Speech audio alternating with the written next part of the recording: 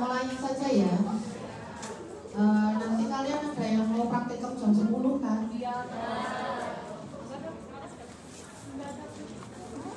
Jadi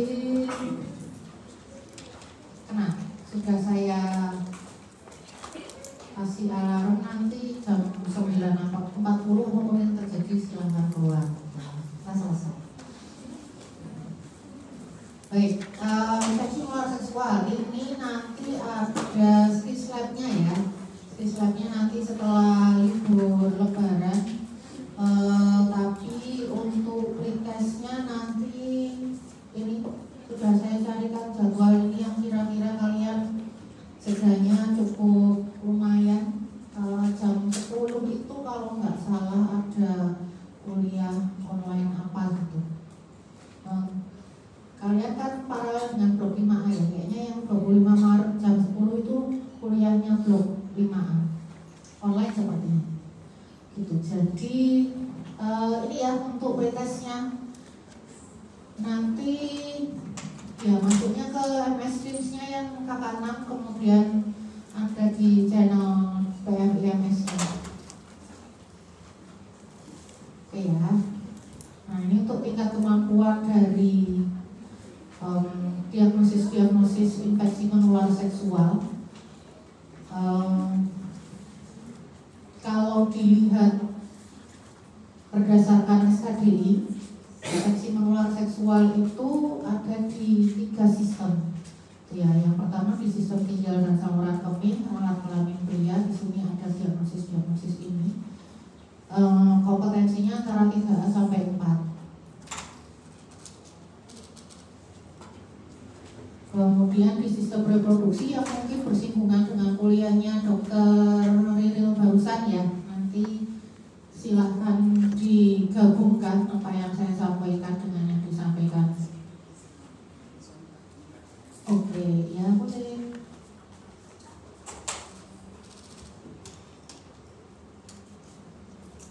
Masih sama ya, jadi ini kompetensinya antara 3 sampai 4. Kemudian kecuali ini LGV, limfogranuloma venereum, kompetensinya 2. Kemudian di sistem integumen sendiri ada beberapa ya, beberapa diagnosis maksudnya. Jadi kalau di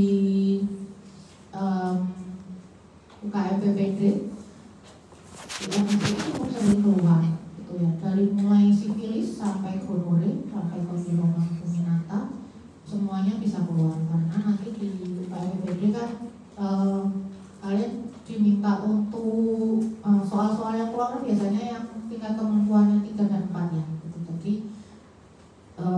karena kompetensinya juga cukup besar 3 sampai 4, ya masih ini cukup sering keluar, baik itu mewakili sistem integumen maupun mewakili sistem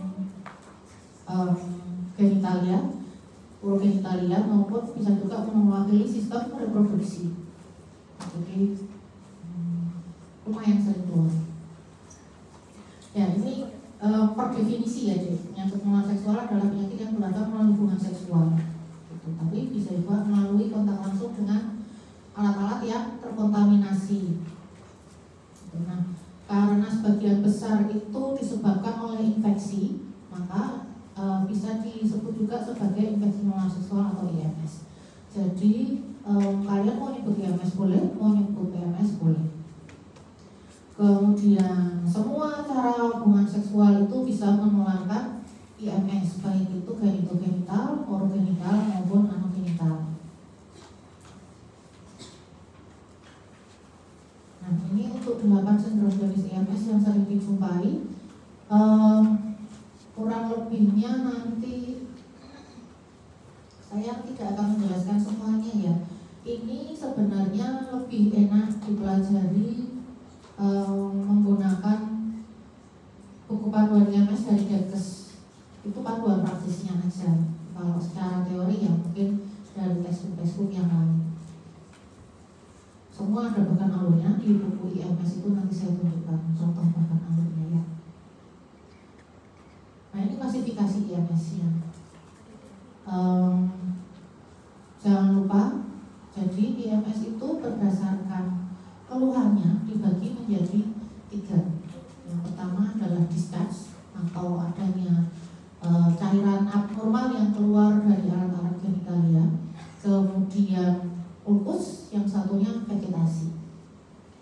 Kalau gejalanya berbeda, nggak bisa dijadikan diagnosis banding. Ya, jadi misalnya sifilis dengan gonore itu bukan diagnosis banding karena gejalanya berbeda.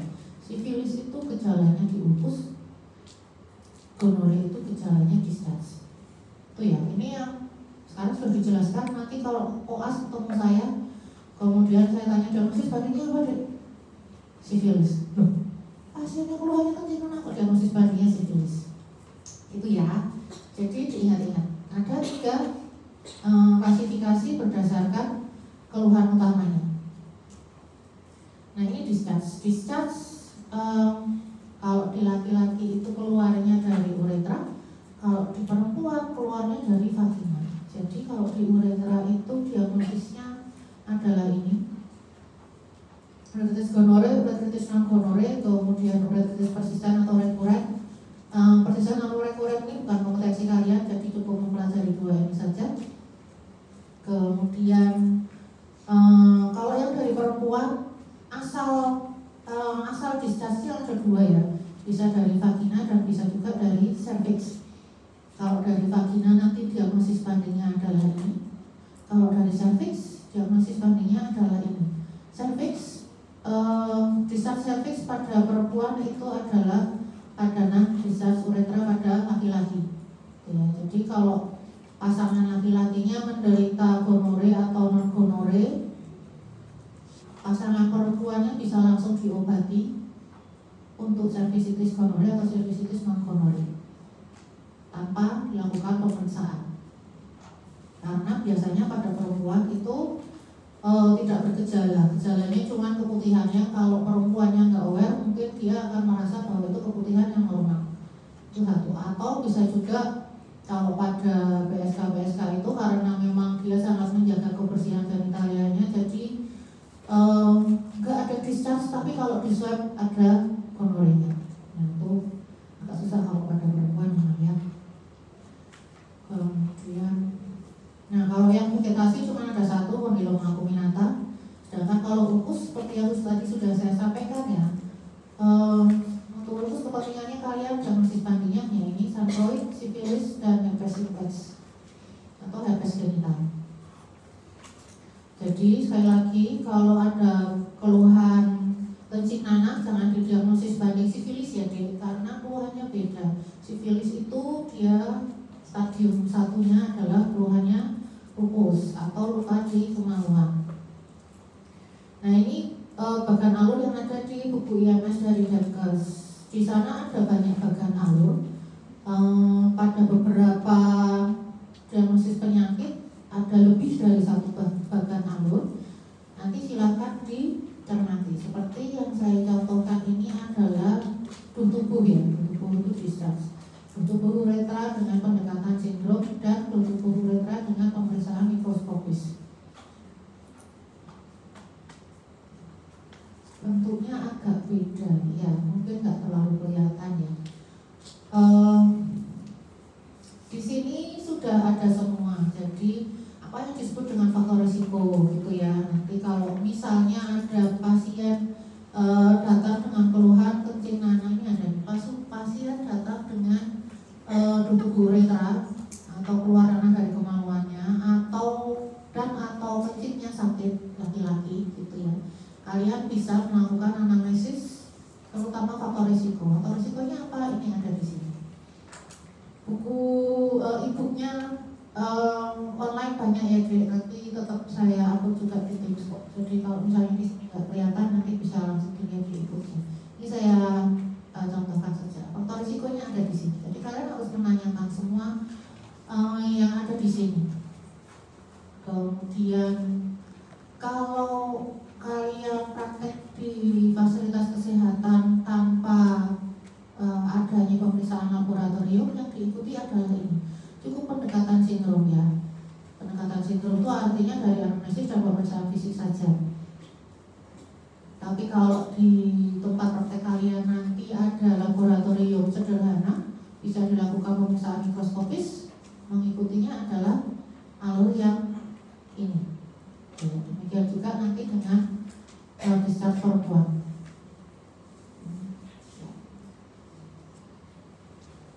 Nah ini untuk terapinya. Di buku IMS Dakes juga sudah ada pilihan-pilihan terapinya, nanti silahkan diikuti. Sampai hari ini kita masih mengikuti panduan dari Dakes ya, walaupun di WHO sudah ada beberapa perbedaan gitu, tapi IMS Dakes ini terakhir 2016 dan sampai sekarang belum diupdate, tapi ya kita ikuti saja.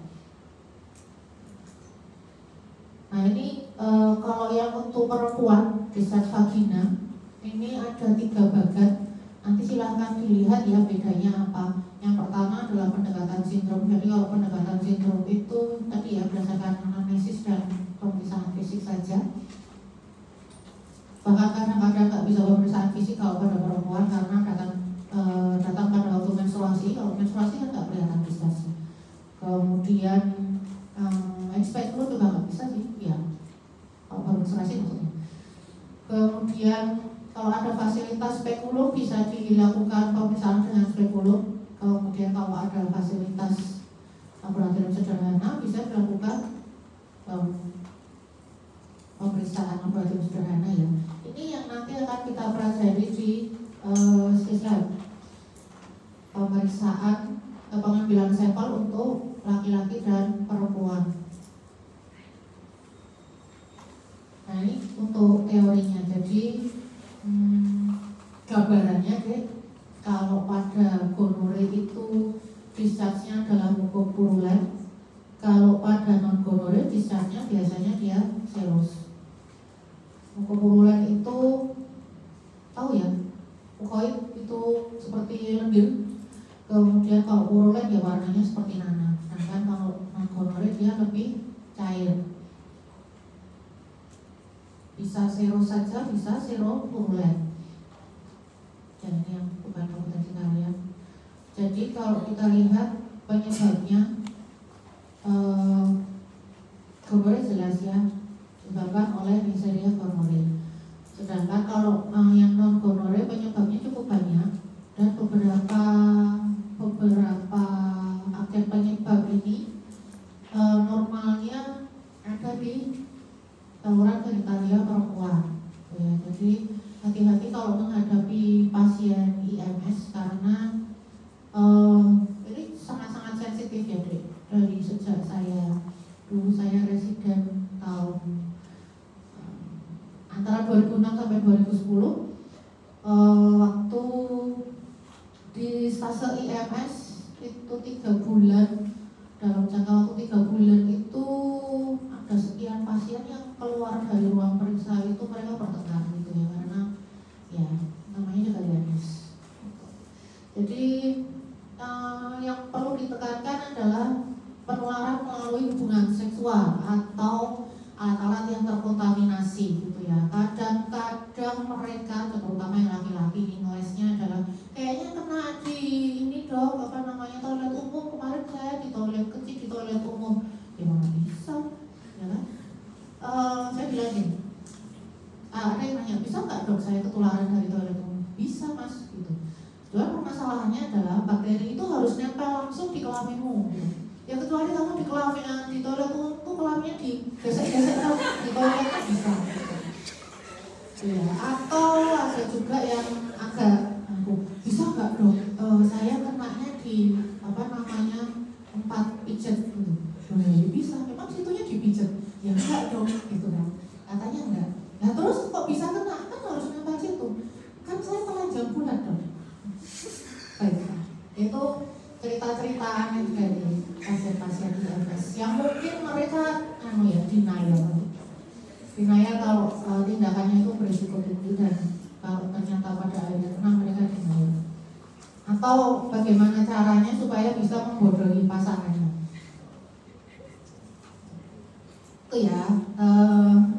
Untuk uretritis non gonore ini hati-hati juga menjelaskannya karena memang ada beberapa agen yang normalnya ada di vagina seperti Candida itu kan dia normalnya ada di vagina. Gitu. Kalau kalian bisa pemeriksaan mikroskopisnya itu adalah mengalami Candida di UNJ, non gonore, ya harus dijelaskan baik-baik. Kemudian ini sudah masa inkubasi, gejala kurang lebih begini ya. Hujan kan? Ya, yang khas di uretritis non gonore adalah karena kadang dia nggak sakit gitu. Kadang-kadang cuma ada bercak atau plek-plek di celana dalam pasien, celana dalam laki-laki. Bukan ini ya, bukan apa namanya? Apa itu? Saya kok lupa namanya. Kalau ejakulasi pas tidur mimpi basah, bukan mimpi basah ya, beda.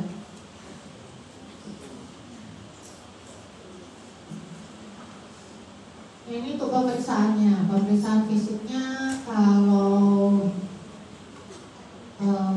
gonore itu gambarannya lebih parah, sedangkan kalau yang non gonore dia nggak terlalu parah.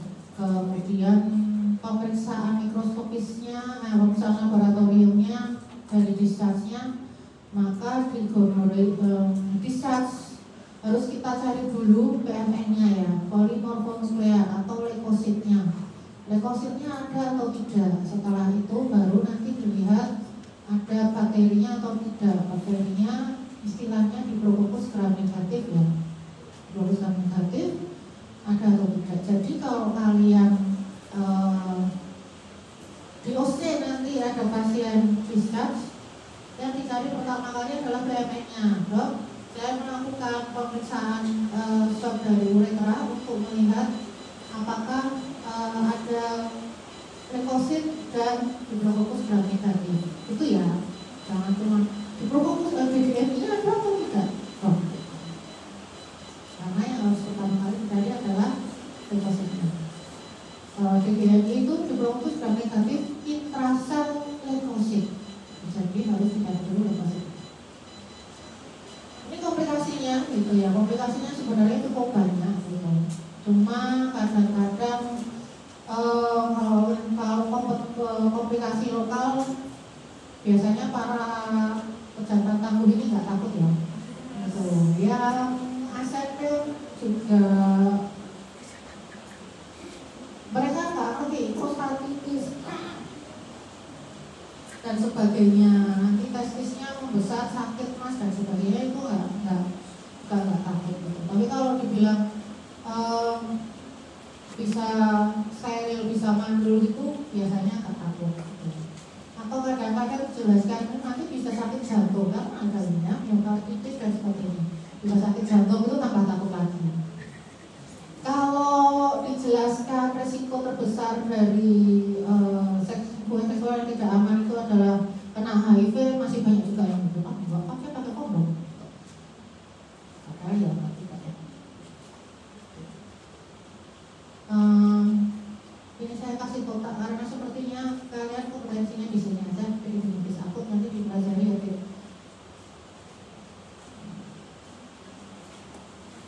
Terutama gejalanya, gejala epididymitis akut itu apa dan sebagainya. Ini ada di SKDI kalau nggak salah 3A.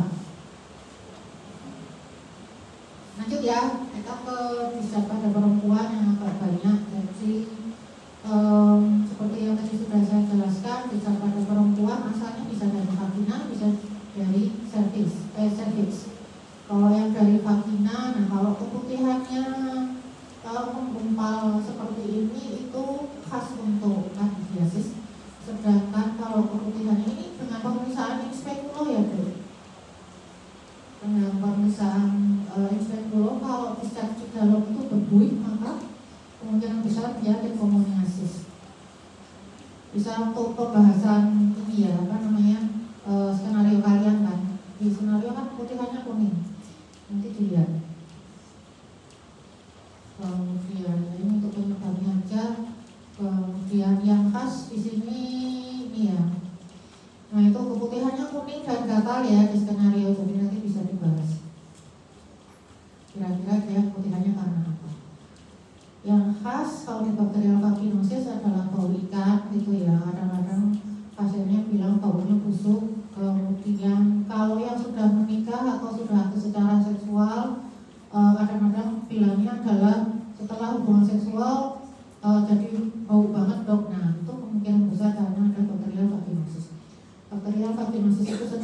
sebenarnya bukan infeksi menular seksual ya, Dek.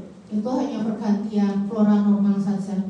Flora normal yang tadinya dari Lactobacillus dia didominasi oleh Gardnerella dan teman-temannya.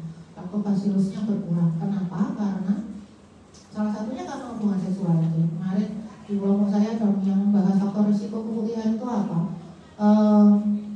Untuk perempuan faktor hubungan seksual itu sendiri juga merupakan faktor risiko terjadinya keputihan. Gitu ya. Jadi kalau perempuan sudah aktif secara seksual biasanya ada perubahan dari discharge-nya, gitu ya. Kemudian faktor risiko yang lain adalah penggunaan sabun-sabun kewanitaan, kemudian pemberian antibiotik, kemudian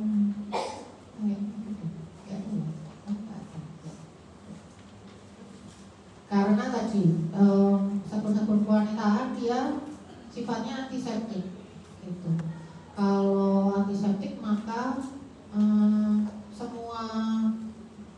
semua mikrobakterium itu flora normal itu jumlahnya akan berkurang. Gitu. Kemudian kalau semua jumlahnya berkurang, tergantung nanti lingkungannya lebih cocok untuk yang mana itu yang akan lebih mendominasi. Ya, makanya memang kalau dokter DVE biasanya nggak menyarankan sabun-sabun kewanitaan, terutama yang banyak dijual di swalayan itu resik, villa, apalah, gitu. Biar baunya wangi, nggak bisa wangi gitu. Nah di situ kan sudah ada kelenjar apokrin ya, apokrin sendiri sudah khas baunya. Kemudian ditambah lagi dengan kelenjar-kelenjar yang memang nanti dia akan teraktivasi pada saat berhubungan seksual, dan itu juga akan memberikan bau-bau khas. Jadi kalau mintanya wangi ya jangan sama pasangan yang itu, pasangannya merusak kan.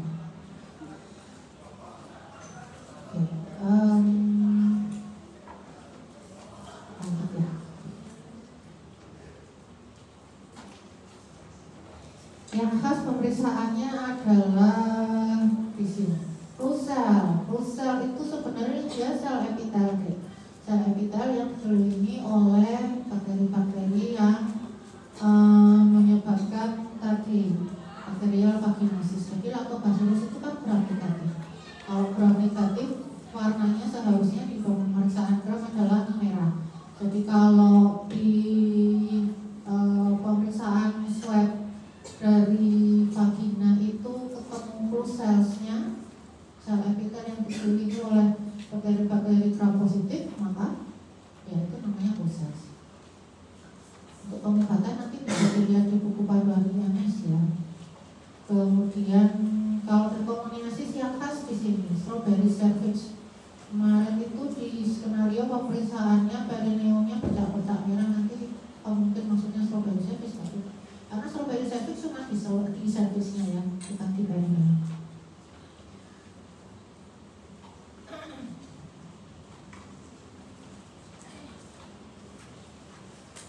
Next itu untuk diagnosis BV nanti bisa dibaca saja.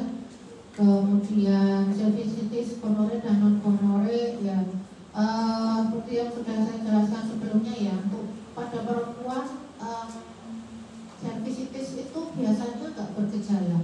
Kadang-kadang ada yang datang dengan karena pasangan saya kencing nanah, sebagian besar begitu. Ya, atau kalau yang PSK itu cuma cek rutin aja dong, gitu ya, gitu.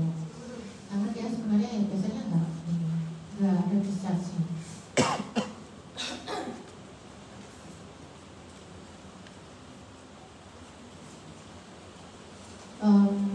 Yang lebih penting di sini ada yang pemeriksaan laboratoriumnya ya. Salah satu hal yang harus kalian tanyakan untuk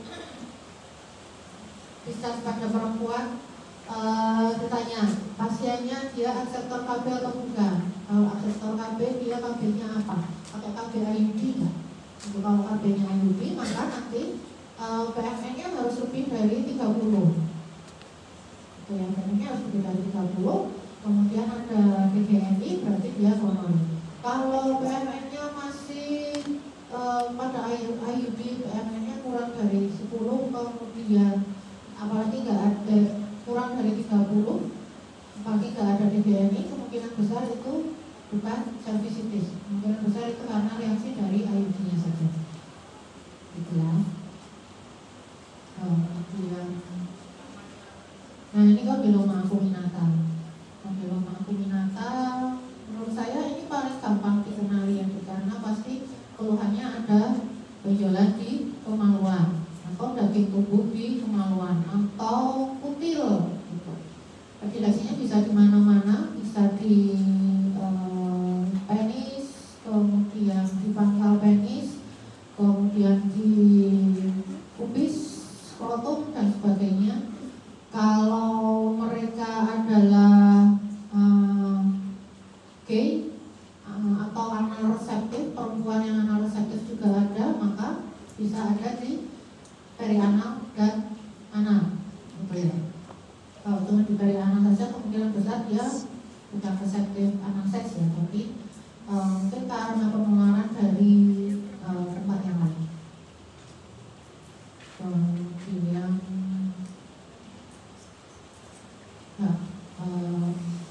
ini teori. Jadi sebenarnya kondiloma acuminata itu secara manifestasi klinisnya itu bukan hanya kutil itu. Kadang-kadang dia bisa datar, bentuknya seperti tai lalat di area genitalia. Itu yang kadang nggak dikenal. Ini sudah diteliti ya, jadi pada beberapa tai lalat di genitalia itu kalau dilakukan PCR untuk melihat DNA HPV-nya itu ternyata positif. Acetowhite test ini dengan asam asetat 5%. Asam asetat 5% itu kalau kalian nggak punya bisa pakai cuka makan ya. Cuka makan itu 10% asam asetat, 10%.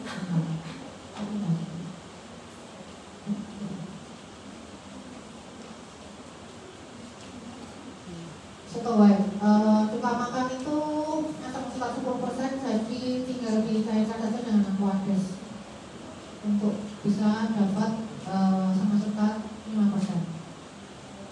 Nah ini kalau sudah mulai keganasan gambarannya seperti ini. Jadi bisa giant kondiloma, bisa photomosis solenoid. Biasanya ini adalah pada mereka dengan kompromis ya, pasien-pasien HIV/AIDS cukup banyak gitu, atau ya kalau faktor risikonya tinggi sekali, mungkin HIV/AIDS-nya belum terdeteksi gitu. Ada beberapa pasien yang datang dengan kondiloma acuminata di uretra itu sudah biasanya nanti didatanya dengan dokter bedah ya, urologi.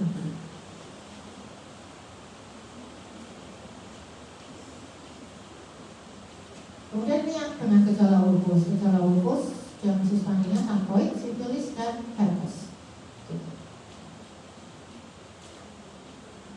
Ini perbandingan penyebabnya, kemudian kalau gejala ya, sankoid itu nyeri sekali dan dia bisa autoinokulasi. Ada pasien, biasanya kalau sankoid paling banyak di Indonesia Timur ya, gitu. Di Jogja sudah lumayan jarang walaupun ada, tapi kalau di Indonesia Timur itu masih cukup banyak. Kemudian biasanya kalau di area ekstragenital itu sankoid itu adalah karena autoinokulasi, jadi ada ulkus di genitalnya, kemudian setelah dari toilet mungkin dia nggak cuci tangan dan atau gimana gitu, jadinya terus megang mana-mana. Pernah ada pasien yang dia awalnya ulkus di genital, kemudian bisa sampai ke tangan, bisa sampai ke wajah. Jadi ya mungkin masnya ini habis dari toilet dia nggak cuci tangan. Cuci tangan, sudah pegang-pegang tangan, sudah pegang-pegang wajah. Kemudian kalau sifilis khasnya adalah lukanya nggak nyeri, sama sekali tidak terasa nyeri. kadang-kadang terlewatkan gitu ya. Untuk mereka yang nggak aware atau mungkin memang faktor risikonya menurut dia itu nggak tinggi, jadi nggak ngerti kalau ada luka. Atau bisa juga dari perempuan atau ibu rumah tangga yang ya pasangannya yang risiko tinggi tapi ibu-ibunya yang nggak aware. Jadi ini cara terdeteksi sifilis stadium 1. Kemudian untuk herpes genital nyeri ya, nyeri juga sama seperti sanroid. Bedanya nanti di bentuk ulkusnya.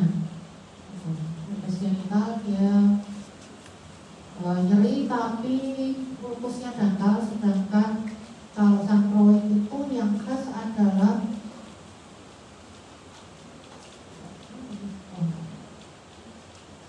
warna ulkusnya itu seperti daging fleshy gitu. Kalau bahasa Inggrisnya itu fleshy ulcer. Jadi warnanya seperti daging sapi yang belum dimasak. Punya bayangan ya, daging sapi yang belum dimasak warnanya kayak gitu. Kemudian itu nanti jadi warna di ulkus untuk sanroid.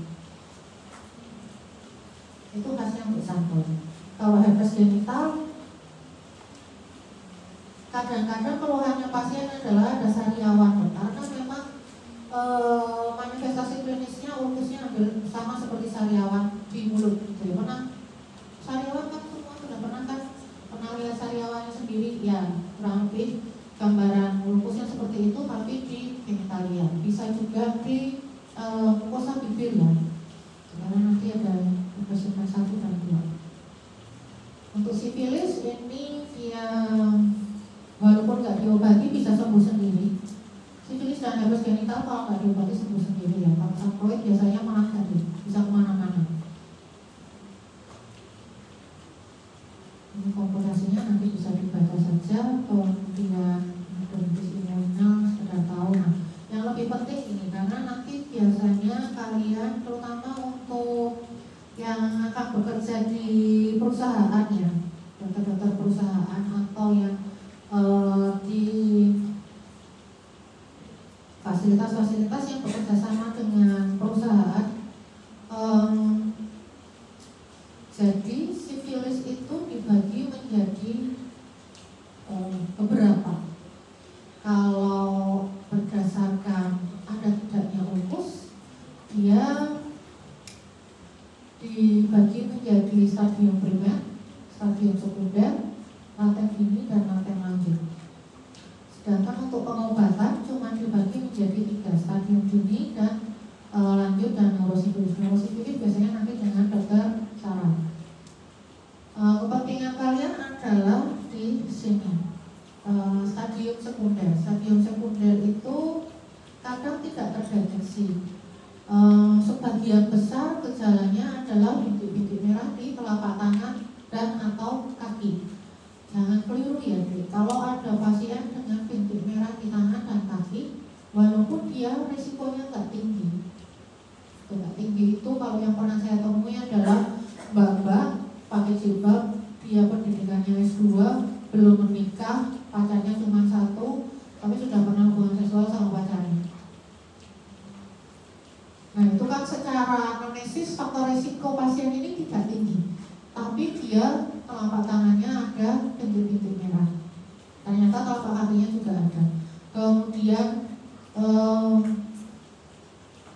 dan karena yang mbak ini dia pendidikan cukup tinggi ya, jadi dia cukup aware. Kemudian dia minta diperiksa sifilis dan ternyata dia titer sifilisnya cukup tinggi, itu 1/312 itu berarti tinggi. Jadi dia harus di terapi untuk sifilis dan otomatis dia putus sama pacarnya. Kemudian karena itu sebenarnya dia mau daftar S3 untuk Fulbright. Nanti Fulbright ya, Fulbright itu beasiswa Amerika yang paling prestisius gitu. Jadi banyak diterbangin. Jadi untuk kalian hati-hati ya kalau mau bahasa sesuatu di luar negeri. Siapapun faktor risikonya bisa tinggi. Kemudian perhatikan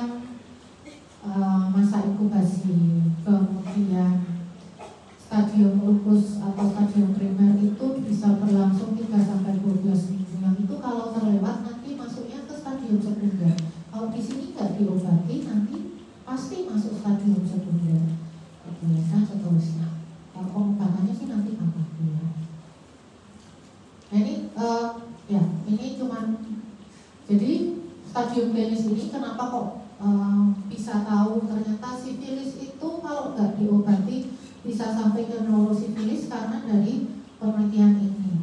Penelitian yang subjeknya tidak tahu kalau dia dikasih Treponema pallidum, ya, karena subjeknya semuanya adalah ini African Americans yang dia nggak bisa baca tulis, kemudian dikasih injeksi sifilis dengan waktu itu kata-katanya adalah ini vitamin untuk membuat tubuh kamu lebih kuat, karena sebagian besar mereka adalah budaya tidak di perkebunan dan sebagainya. Kemudian diamati tanpa pengobatan, bahkan ketika penisilin itu ditemukan tahun 1947 sebagai pengobatan sifilis, semua yang punya akses untuk memberikan penisilin dikasih tahu bahwa nanti kalau ada yang periksa begini tolong jangan diinjeksi. Gitu. Jadi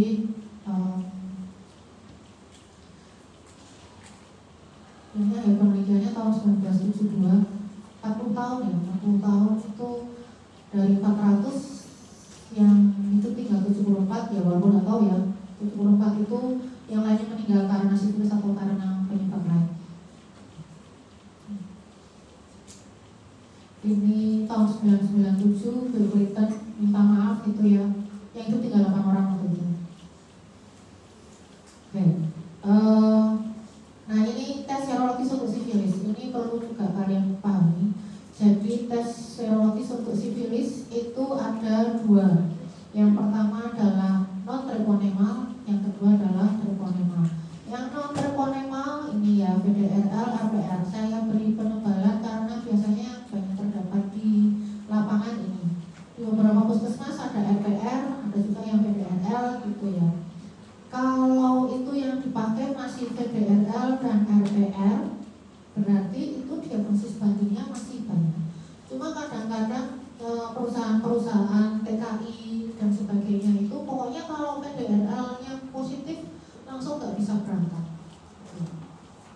Padahal sebenarnya masih harus dikonfirmasi ulang dengan anamnesis, apakah dia ada faktor risikonya, kemudian dikonfirmasi ulang dengan anamnesis dan apakah dia ada faktor risiko, kemudian ada riwayat sariawan atau luka di kemaluan yang nggak nyeri, kemudian dikonfirmasi juga dengan hasil pemeriksaan yang lain ya, pemeriksaan fisik, hasil pemeriksaan TPHK.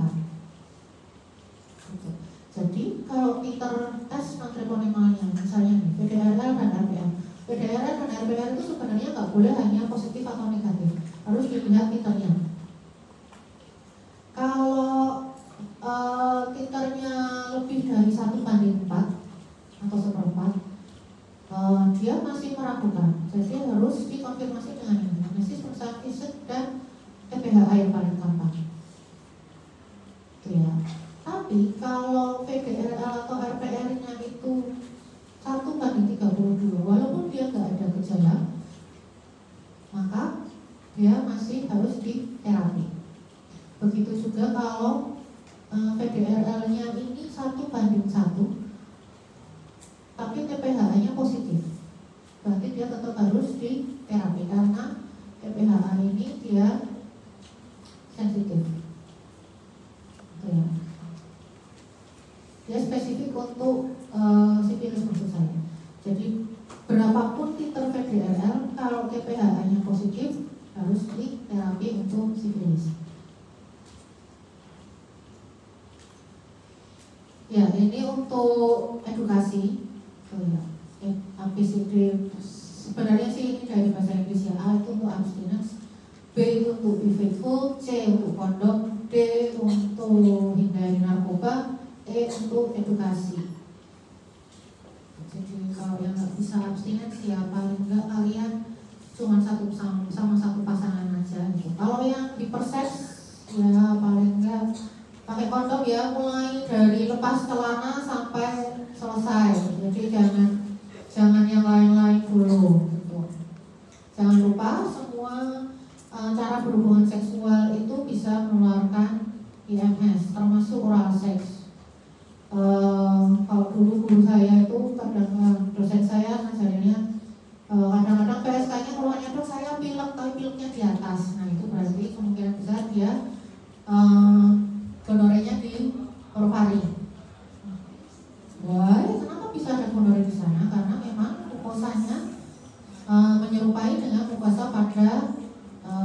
urogentalia. Jadi gonorrea bisa ada di sana. Kalau Francis bisa nggak dok? Francis, emang lidahnya bisa sampai ke orofaring?